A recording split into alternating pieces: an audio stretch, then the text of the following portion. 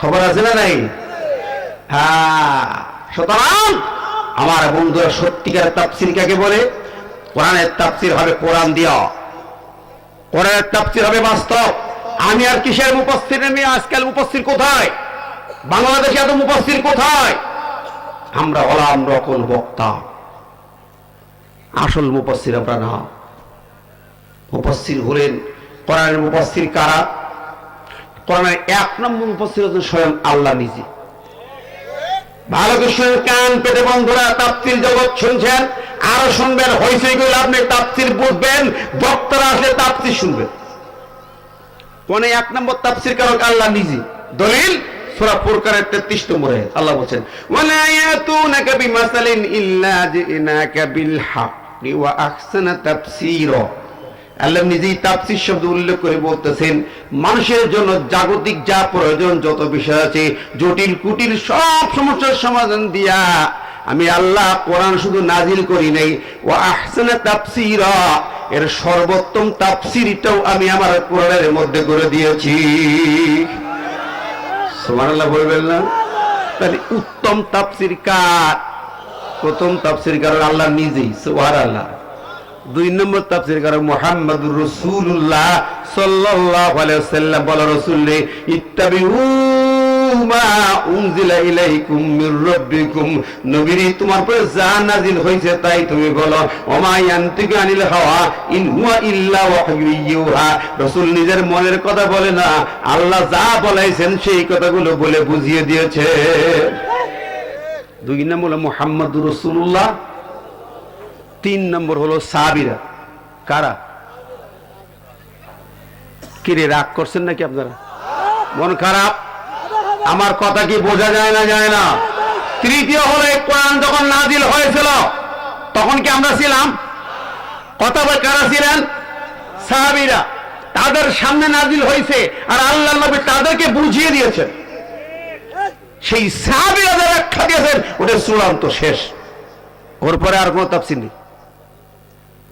সাহাবীদের যুগে, সাহাবীদের ভিতরে নবীর সাথে যারা থাকতেন তাদের মধ্যে সবচেয়ে বড় তাফসীর কারককে নাম জানেন? যাকে রাইসুল মুফাসসিরিন বলা হয়, তাফসীর মাহফিল হয়, তার নামটা অনেকে বলে না। তিনি হলেন বিশ্ব নবীর আপন চাচাতো ভাই আব্দুল্লাহ ইবনে আব্বাস রাদিয়াল্লাহু তাআলা আনহু। জোরে বলেন না সুবহানাল্লাহ। এই তাফসীর কিন্তু অনেকে বিনে ঢুকবে না নাকি? আব্দুল্লাহ ইবনে আব্বাস উনি বলেছেন তাফসীর কি হবে?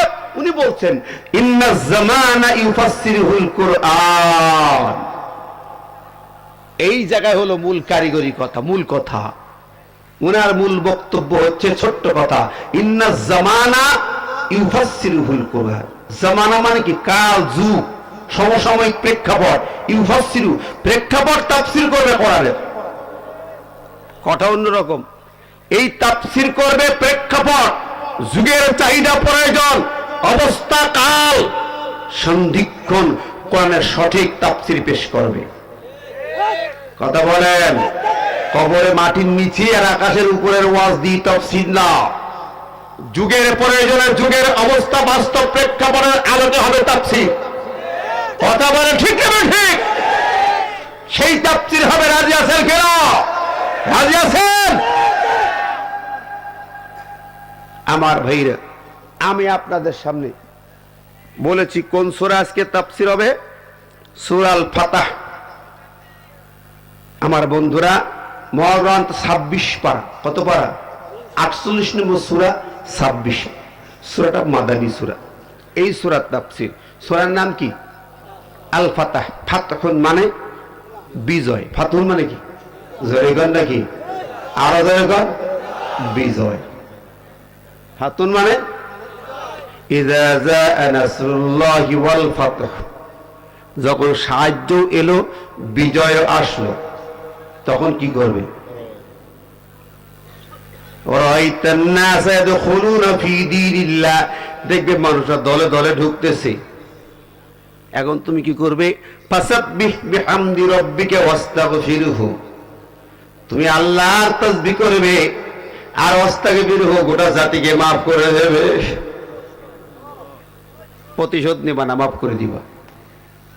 কার কথা? সূরা কোরআনের এটা নাজিল হলো। আর এই সূরা ফাতা নাজিল হলো 6ষ্ঠ হিজরিতে। 6ষ্ঠ হিজরিতে হুদায়বিয়া সন্ধির সময় হুদায়বিয়ার মাঠে নাজিল হয় এই সূরা। এই আয়াত, যে আয়াতটা আজকে তেলাওয়াত করেছি ভাইরা, যে জায়গায় নাজিল হয় সেই বাবলা গাছের ওই জায়গায় আমি গিয়েছি। সেই বাবলা গাছ নাই, ওমর কেটে ফেলেছে, কিন্তু ছোট্ট বাবলা চারা আছে। আমি সেখানে যে কেঁদেছি অনেক অনেক। আল্লাহ, এই জায়গায় সূরাটা নাজিল হয়েছিল। আমার ভাইয়েরা, বন্ধুরা, অনেকেই জায়গা চেনে না, যাইতেও পারে না। প্রিয় হাজিরিন আমার, কোরআন পূজার জন্য একেবারে সামনে রাখুন। বিশ্ব নবীর সামনে যখন সূরা ফাতিহা নাজিল হয়, খেয়াল করবেন, আল্লাহর নবী, দুজাহানের নবী মুহাম্মদুর রাসূলুল্লাহ সাল্লাল্লাহু আলাইহি ওয়াসাল্লাম স্বপ্ন দেখলেন 6ষ্ঠ হিজরিতে। উমরা করতে আসছেন, নবীর স্বপ্ন সত্য। স্বপ্ন দেখলে তা বাস্তবায়ন করতে হয়। যেমন ইব্রাহিম স্বপ্ন দেখলো ছেলেকে জবাই করতেছি, আল্লাহ দা স্বপ্ন দেখায় নবীদেরকে সেই স্বপ্ন বাস্তবায়ন করতে হয়। স্বপ্ন দেখেছি ছেলেকে জবাই করতেছি, ইব্রাহিম বললেন ছেলের, ইয়া বুনাইয়া ইন্নী আরা ফিল মানামি আন্নী আযবাহুকা ফানজুর মাযা তারা। আমি স্বপ্ন দেখলাম তোমাকে জবাই করতেছি, এখন আমি কি করি? আমি তো নবী। বললো, তুমি নবী তো বুঝতে পারিস, তাহলে আমার জবাই করি, তাও কোনো অসুবিধা নেই। কথা বলেন সুবহানাল্লাহ। ও মুসলমান, আমরা ইসলাম বুঝি না। আমরা ইসলাম তো আসলে বুঝি না, তাই না? ইসলাম বুঝি না, ইমান বুঝি না, কোরআন বুঝি না, হাদিস বুঝি না। মুসলমান হয়েছি তাই মুসলমান। আসুন না একটু বুঝবার চেষ্টা করি, মুসলিম কাকে বলে। আল্লাহর হুকুম যা, নবীদের হুবহু তা মানতে হয়েছে। আমাদের বেলায় একটু ছাড় আছে, তাই না? হ্যাঁ, আমরা যা খুশি তাই করতে পারি। আসেন, আমি বেশি লম্বা না করে ভূমিকা শানে নজরুলটা মনে রাখতে হবে। নবীর স্বপ্ন বাস্তবায়নের জন্য 1400 সাহাবীর সাথে নিয়ে এলেন মক্কায়। জুলহুলাইফা থেকে ইহরাম বেঁধে এলেন। মক্কার হুদাইবিয়া নামক জায়গায় এসে তাবু ফেললেন। মক্কাবাসী আবার কি মনে করে, নবী আসতেছে, মক্কাবাসী আবার অ্যালার্ট হয়ে গেছে। এই বাহিনী নিয়ে আসতে কিসে কি ব্যাপার না জানি কি তাড়াই দিছে। আবার সে আসতেছে 600 বছর পরে, কোনো কিছু থাকতে তো পারে নাকি? উমরার নামে আসতেছে, এই কি করে তার ঠিক নেই। মক্কার নেতা আবু সুফিয়ান, এর আগে বদরের ময়দানে আবু জাহেল বিদায় হয়েছে, উহুদের ময়দানে অনেক নেতা বিদায় হয়েছে, খন্দকের ময়দানে অনেক নেতা বিদায় হয়েছে। এখন 6ষ্ঠ হিজরিতে মুহাম্মদ 1400 সাহাবী, সুশিক্ষিত, প্রশিক্ষিত, ট্রেনিং প্রাপ্ত এক একজন বীর বহযোদ্ধা, তাদেরকে নিয়ে আসতে যে কোনো খবর থাকতে পারে। মক্কাবাসী এলার, মক্কাবাসী চিন্তা নিয়ে ঢুকতে দেওয়া হবে না। নবী উমরা করতে যাবে, ঢুকতে দেওয়া হবে না। আবু সুফিয়ানের বাহিনী অ্যালার্ট হয়ে গেল। বিশ্বনবী তাবু ফেললেন। তাবু ফেলে তিনি মেসেজ পাঠালেন, রিসালা পাঠালেন, যাও। উসমানকে পাঠালেন। উসমান মক্কার একজন ধনী গণী মানুষ ছিলেন, বড় ধনী মানুষ। টাকাওয়ালা মানুষের দাম কম না বেশি? আবার বড় বংশের মানুষ, টাকাওয়ালা মানুষ। উসমানকে পাঠায়, যাও উসমান যাও, মক্কার নেতাদেরকে আবু সুফিয়ানকে বলে দাও, আমি নবী মুহাম্মদ যুদ্ধ করতে আসি নাই, মারামারি কাটাকাটি করতে আসি নাই, আমি এসেছি শুধু উমরা করার জন্য। উমরা করে চলে যাব, যুদ্ধ করব না, কোনো পরিকল্পনা নাই, একটু শুধু কাবা ঘর উমরা করব, আর কিছু নয়। উসমানকে পাঠালেন। আবু সুফিয়ানের দল মক্কাবাসীরা হযরত উসমানকে গ্রেফতার করলেন। উসমান এসেছে, গ্রেফতার করে রাখলো। এখন তো মোবাইল যুগ, হ্যালো যখন তখন হ্যালো কি কর। এই জায়গায় কি হয়, সঙ্গে সঙ্গে ঢাকায় চলে যায়। ঢাকায় বসে একজন লিডার গোটা দেশের প্রতিটি জনপদের মানুষকে শপথ পড়ালেন। কথা বলেন, একজন, লক্ষ লক্ষ মানুষ, কোটি মানুষ শপথ পড়ল। অনলাইন ডিজিটাল যুগ, কি বলেন, ঠিক নেবে? ঠিক, হেভি ডিজিটাল। আবার ভাইরা, এই যে অবস্থা, তখন তো তা ছিল না। তখন তো এরকম খবর নাই, কেউ এসে খবর দেবে। মক্কায় যখন উসমান গ্রেফতার হয়ে গেছেন, খবর নাই। মক্কা থেকে কোনো একজন সাধারণ নাগরিক যে ইসলামকে ভালোবাসেন, গোপনে দৌড় দিয়ে চোখ ঘোড়া হাঁকায় চলে আসছে, মুহাম্মদ উসমানকে গ্রেফতার করে মেরে ফেলা হয়েছে, হয়তো এতক্ষণ নাই। খবর এসেছে ওসমান মারা গেছে, মেরে ফেলেছে। আল্লাহ নবী বিশ্বনবী মুহাম্মদুর রাসূলুল্লাহ সাল্লাল্লাহু আলাইহি সাল্লাম তিনি তখন কি সিদ্ধান্ত দেবেন? আমার ওসমানকে মেরেছে, ওসমান শহীদ হয়ে গেছে, এখন আর কি করার? আমরা তো গায়েবানা জানাজা পড়ি নেই। তারপরে বললেন সাহাবীরা সবাই মিলে কোরআন খতম করো, কোরআন খতম করো, এটা মিলাদের আয়োজন করো, দোয়া অনুষ্ঠানের আয়োজন করো, উট জবাই করো, 100টা খিচুড়ি রান্না করো। কি ঠিক না? হয়েছিল? কথা বলেন না কেন? হয়েছিল? মাইন্ড করছেন নাকি? আমরা তো এটা বুঝি ভালো মুসলমান, খাওয়া দাওয়া যেখানে, মুসলমান এখন সেখানে। কথা কর ঠিক না বে ঠিক? 3 বন্ধু গেছে সফরে, একজন মুসলমান, এক ইহুদি আর এক খ্রিস্টান। রাত হইছে, সন্ধ্যাবেলা, ক্ষুধাও লাগছে, কি করা যায়? দোকান থেকে রুটি কিনে আনো, রুটি মাত্র 4 পিস পাইছে, আর পাইনি। কি করা যায়? 3 জন 1 পিস করে 3 পিস খাইলো, আর একটা পিস ইহুদি বজায় 3 টুকরো করো, 3 ভাগ করে খেয়ে নেই। খ্রিস্টান বজায় তাই হোক।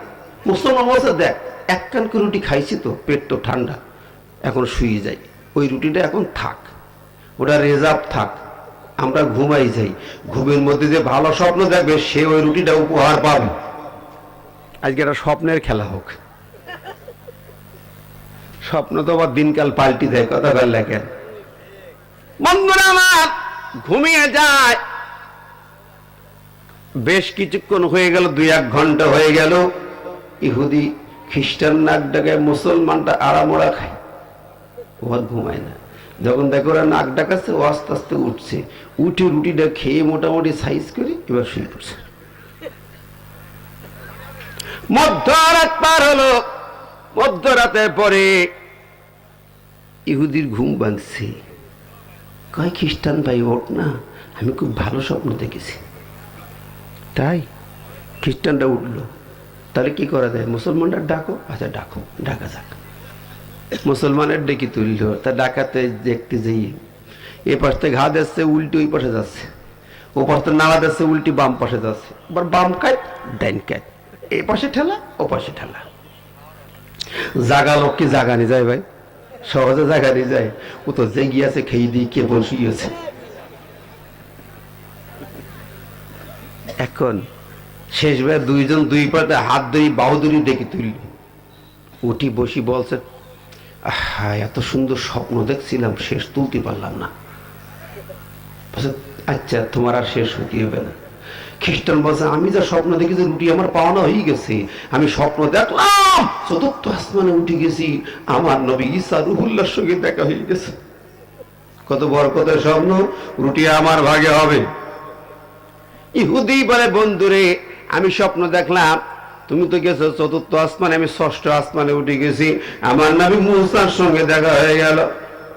মুসা আমাকে বুকে জড়ায় বলো যাও তোর জমিনে খেলাফত দিলাম, এই জমিন ছেড়ে আমি ইসরায়েলটা ইলদের সব দুনিয়া শাসন করে রাখছি।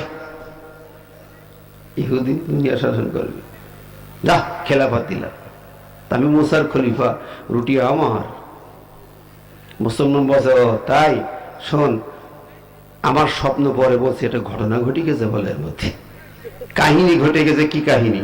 বলে যখন সবাই ঘুমাই গেলাম, কিছুক্ষণ পরে আহারে আমি দেখি স্বপ্ন দেখি, উঠলাম, একজন লোক আইছে, বিশাল লোক, ইয়া লম্বা, ইয়া মোটা, তাগড়া জোয়ান, কালো কুচ্ছিত, চুঠের চুলগুলো সব জটা পাকানো, মোজদারি সমান, চোখগুলো মোটা মোটা আপেলের মতো, কান দুটা কুলার মতো, কঠিন লোক। এসে একটা রড নিয়ে আমার বুকের খাঁচায় খোঁচা দিয়ে আমার টেনে ধরল। মুসলমান ওঠ। উঠলাম, আমার দিকে তাকায় আর রড ঘুরে বলে মুসলমান রুটি খা।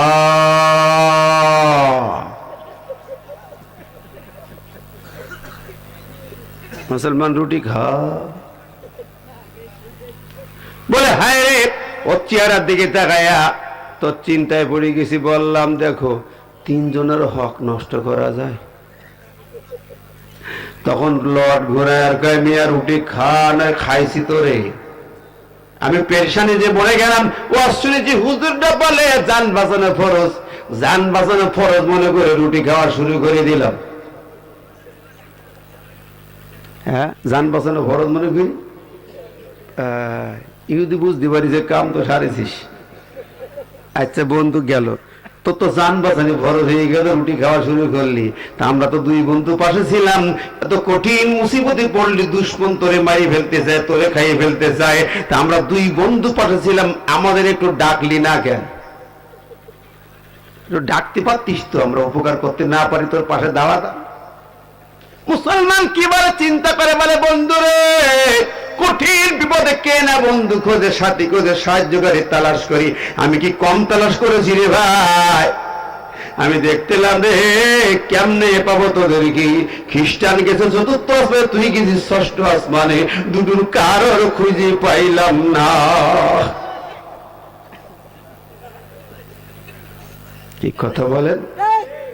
আমরা কিছু ঘটলেই মিলাদ, কেউ মরে গেলি পর মিলাদ আর খিচুড়ি আর বিরিয়ানি খাওয়ার ধান্দা। তাও কি বড় লোক মরে গেলে হুজুর আগে বই বাড়ি চলে যায়। কখন গোসল কখন কি সব হুজুর একাই করে। রিকশাওয়ালা মরে গেলে তো হুজুরের ডেকি ডেকি পাওয়া যায় না, বলে মুয়াজ্জিনি ডেকে নিয়ে যাও। কি কথা বল না কে? আপনাদের এলাকার বলি নাই, আমি আমার সাইডের কথা বলছি। আপনাদের এখানে আমি অনেক আসি না, আমি জানি না, অভিজ্ঞতা আমার নেই। কথা কল লেখা, কারণ বড় লোকের বাড়ি মরে গেলে আগে আগে যায়, মোটা মোটা লোক হাদিয়া পাওয়া যাবে রে ভাই। গরিব রিক্সাওয়ালা ঠেলাওয়ালা ঠিক আছে, মুয়াজ্জিন যাও না খাদেম যাও। কথা কল লেখা যে ভাই রাস্তায় যদি বড় লোক দেখা হয়, মেম্বার চেয়ারম্যান নেতার দেখা হয়, আমি নেমে আগে সালাম দিই, মুসাফা করি। আর গরিব লোক যদি সালাম দেয় একবার দুবার তিনবার, মুখ শোনাও যায় না কি।